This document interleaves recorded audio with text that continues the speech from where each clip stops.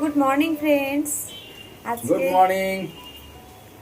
এখন আমাদের মর্নিং হলো আজকে, কারণ আমার শরীরটা বেশি একটা ভালো না, তো তার জন্যই।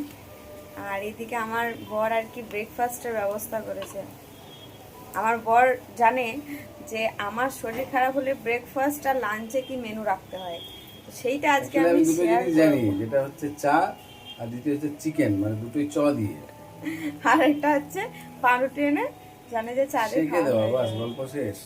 যদি কোনোদিনও রাত্রেবেলায় রুটি করতে ইচ্ছে না হ্যাঁ, করে বা অ্যাকচুয়ালি কি হয়তো হয়, ওয়ার্ক প্লেসে আমাদের সব মানে অফিস কাছারি, তারপরে দপ্তরে ওয়ার্ক প্লেসে আমরা রিপ্লেসেবল, বাট বাড়িতে we are not replaceable, we are irreplaceable. সেই ক্ষেত্রে গিন্নির যখন এরকম অবস্থা, টুকটাক হেল্প তো এটা ক্যাজুয়ালিটি হলে সেখানে ব্যাকআপ তো দিতেই হয়। দেখা মানে অলরেডি চিকেন দোকানে ফোন করে বলে দিয়েছে।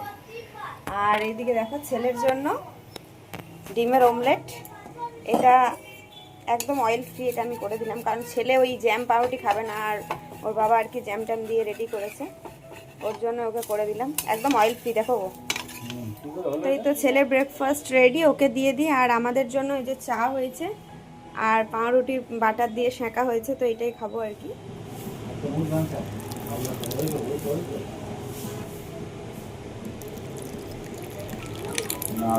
এই যে রেডি করে দিয়েছি, তোমার কাজটা আমি এগিয়ে দিয়েছি, তোমার তো ফোন চলে এসেছিল তার জন্য।